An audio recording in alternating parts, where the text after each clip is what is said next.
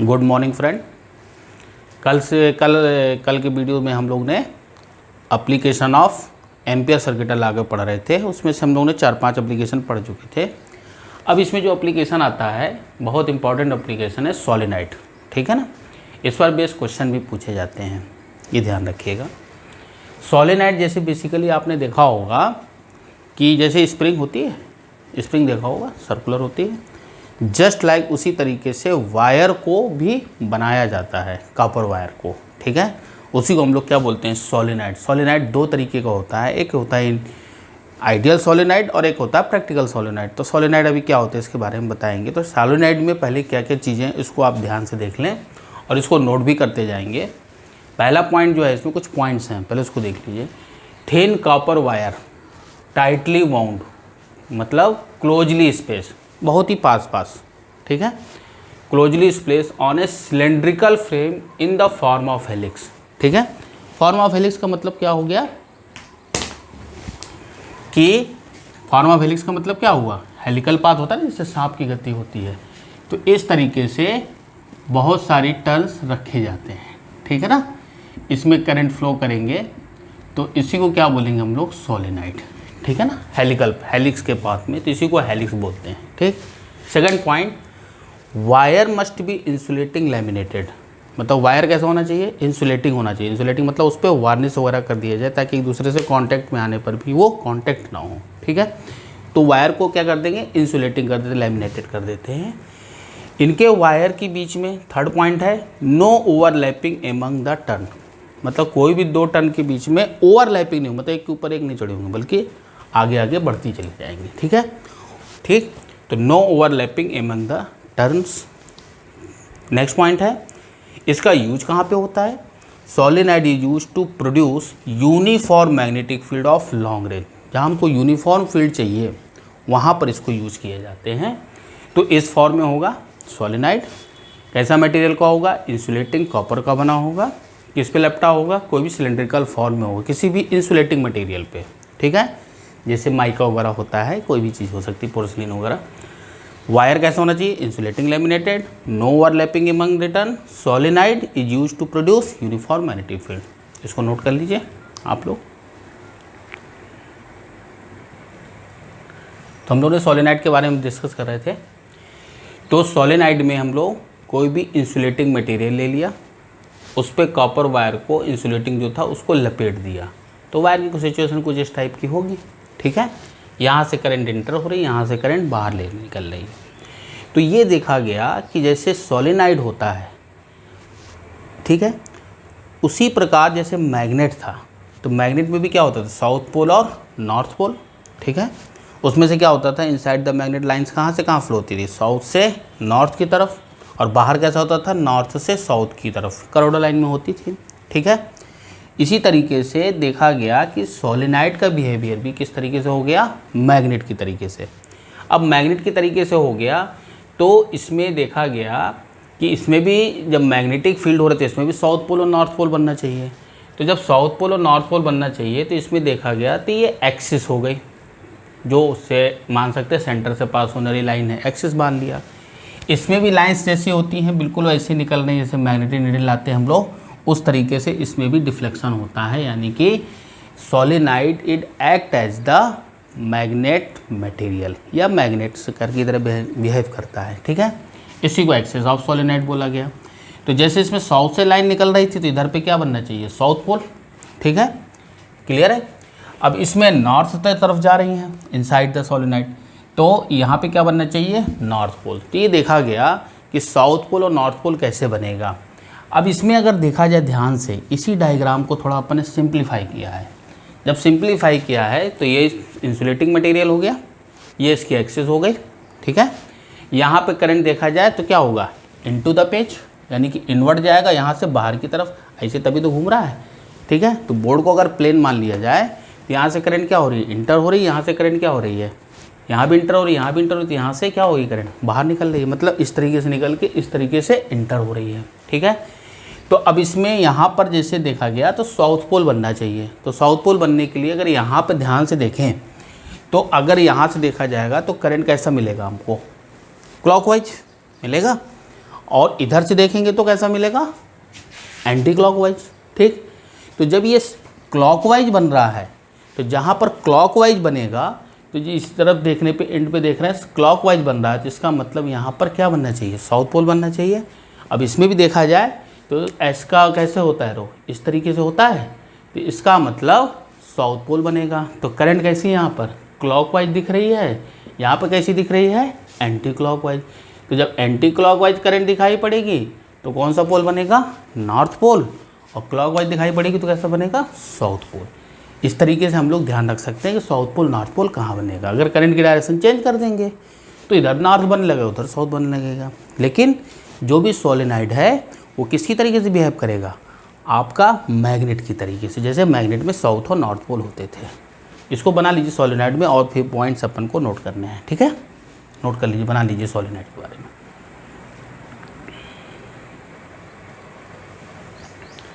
तो हम लोगों ने देखा करंट इनवर्ड आउटवर्ड थी। इसमें अगले जो पॉइंट्स है कुछ जो अपन ने निकाले थे उसको लिख लें कि field is uniform inside the solenoid. Field uniform का मतलब सोलेनाइड के अंदर लाइंस कैसी थी, पैरेलल थी, इसी तरीके से बनी थी ना। ये सोलेनाइड था, इसके अंदर लाइनें कैसी थी, पैरेलल थी। तो जहाँ पे लाइंस पैरेलल होंगी और इक्वी डिस्टेंस होंगी तो वहाँ फील्ड कैसी होगी, यूनिफॉर्म होगी। तो फील्ड कैसा रहेगा, यूनिफॉर्म इनसाइड द सोलेनाइड। ठीक, at end of solenoid field is non uniform, मतलब एंड पे आपने देखा था कि लाइंस कैसे निकल रही थी, जैसे ये था सोलेनाइड तो अंदर तो स्ट्रेट लाइन ही थी, लेकिन बाहर कैसी हो रही थी, कर्व टाइप में हो रही थी कि नहीं हो रही थी।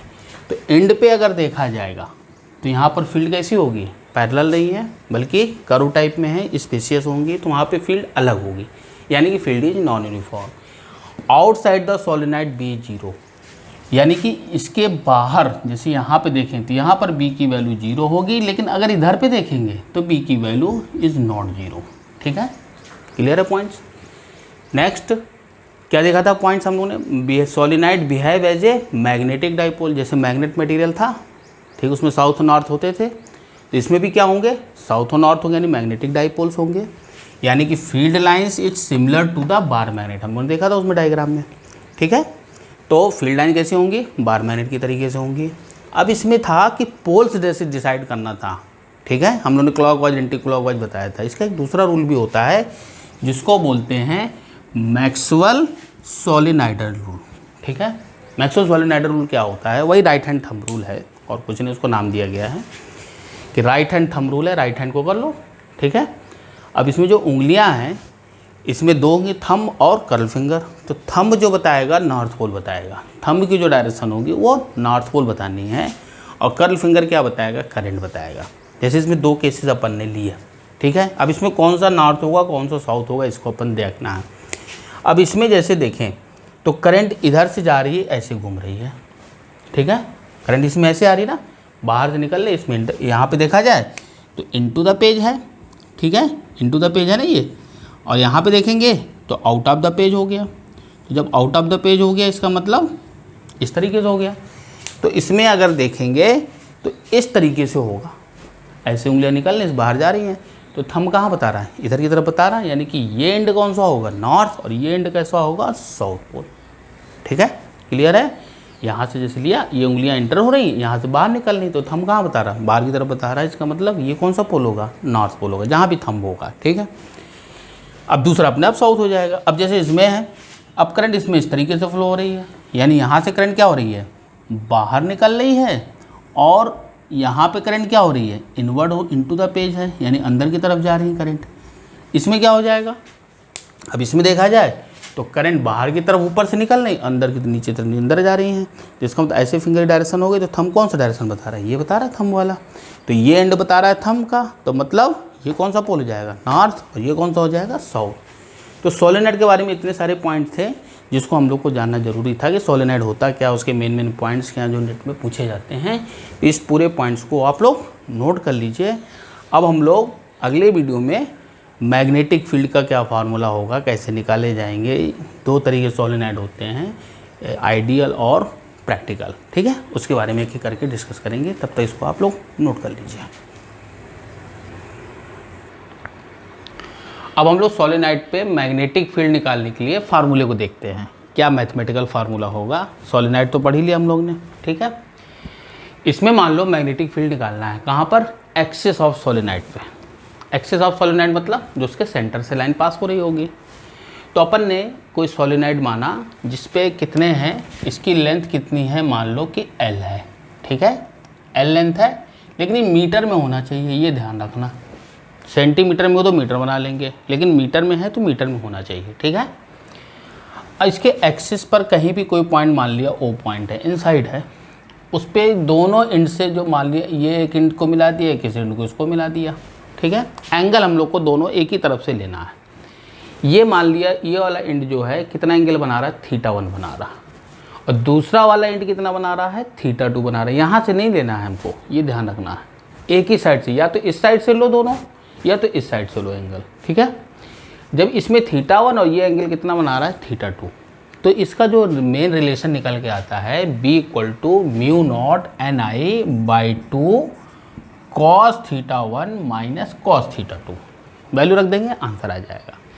इसमें हम म्यू नॉट तो जानते हैं, परमिबिलिटी है, एन क्या है, number of turn per unit length, यानी टोटल नंबर ऑफ टर्न नहीं लेना है, यानी इसमें जो नंबर ऑफ टर्न मान लिया कितने हैं, नंबर ऑफ टर्न कितने मान लिया हम लोग ने, नंबर ऑफ टर्न मान लिया कि n दे रखा है, n की वैल्यू 1000 2000 जितना भी दे रखा है, ठीक है ना, नंबर ऑफ टर्न हो गया ये, ठीक है। तो इसमें हम लोग स्मॉल n निकालेंगे, यानी स्मॉल n जो है number of turn per unit length, तो ये n बाई टोटल लेंथ, जितने नंबर ऑफ टर्न है और जितनी लेंथ है, यानी पर मीटर में कितने नंबर ऑफ टर्न है, इसको क्या रखना है यहाँ पे, ठीक है। टोटल नंबर ऑफ टर्न नहीं लेना, तो पर मीटर यानी n क्या है, number of turn per unit length, length लेकिन किस में होगी, मीटर में होगी, ये चीज़ को ध्यान रखिएगा आप लोग, ठीक है। इतनी चीज़ें आपको ध्यान रखना है, ये फार्मूला लगाना है। अब इसमें ये जो O पॉइंट है, हो इनसाइड हो सकता है, कहीं पर भी हो सकता है, ठीक है। इसमें दो केसेस ले रहे हैं हम लोग, ठीक है, केस फर्स्ट और केस सेकंड। केस फर्स्ट में क्या है कि अगर infinite length of solenoid, infinite मतलब बहुत ही लंबी लेंथ है, बहुत ही लंबी लेंथ मतलब उसकी रेडियस जो हो उसकी लेंथ के कंपेयर में बहुत कम हो, ठीक है, तो उसको क्या बोलेंगे, इनफाइनाइट लेंथ ऑफ सोलेनोइड, ठीक है। इसी को हम लोग कहीं कहीं आइडियल सोलेनोइड बोलते हैं, तो कहीं पर भी आइडियल वर्ड यूज होगा तो आप समझ लेंगे इनफाइनाइट लेंथ का है, ठीक है, क्लियर है। अब इसमें फॉर इनफाइनाइट लेंथ अगर ये बहुत ही लंबा होगा, ये भी इधर भी बहुत लंबा है, ठीक है, तो इसमें देखा जाए तो θ1 की वैल्यू किसके बराबर हो जाएगी, अप्रॉक्सीमेट 0 के बराबर, यानी बहुत दूर होगा तो θ1 कम होता जाएगा, कम होते तो अप्रॉक्सीमेटली कितना आ जाएगा, 0। दूसरे केस में दूसरा इंट जो होगा वो कितना बना, θ2 की वैल्यू कितनी होती है, अप्रॉक्सीमेटली 180 के बराबर, ठीक है। तो θ1 0 और θ2 180, तो cos 0 की वैल्यू क्या होती थी 1 और cos 180 की वैल्यू -1, ठीक। तो μ0NI/2 cos θ1 - cos θ2 था, तो cos θ यानी cos 0 की वैल्यू क्या हो गई 1 और cos 180 की वैल्यू क्या हो गई -1, 1 माइनस -1 ये कितना हो जाएगा, प्लस में हो जाएगा, तो कितना आ जाएगा 2 आ जाएगा, 2 से 2 कटा तो क्या आ गया, B = μ0NI, यानी कि ये इनसाइड कहीं पर भी पॉइंट्स होगा, वेल इनसाइड होना चाहिए, तो कितना आ जाएगा μ0NI, ठीक है। अभी जैसे मान लो कि O पॉइंट हमारा यहाँ पे भी हो सकता है और एक यहाँ पे भी हो सकता है, मतलब किसी एंड पे निकालना हो, मान लो इस एंड पे निकालना है चाहे इस एंड पे निकालना है, ठीक है। अगर इस एंड पे निकालते हैं P पॉइंट पे, मान लो यहाँ पे कोई पॉइंट मान लिया P पॉइंट, ठीक है, तो P पॉइंट पे देखा जाए तो इसको मान लिया Q पॉइंट मान लिया, सपोज दैट हमको P या Q पे निकालना है, ठीक है। तो अगर आप Q पॉइंट पे देखेंगे तो θ1 की वैल्यू किसके बराबर आ जाएगी, अप्रॉक्सीमेटली 0, इनफाइनाइट लेंथ का है, और θ2 कितना आ जाएगा 90 आ जाएगा कि नहीं आ जाएगा, तो वही रखा है। ये किस पर हो गया, एट Q पर, और ये देखा जाए एट किस पे हो गया, P पर, ठीक है। P पर आएंगे तो θ1 कितना हो जाएगा 90 और θ2 कितना हो जाएगा 180 के आसपास, तो दोनों पॉइंट्स का आप कहीं पर भी एट एंड पे निकालना है, ठीक है।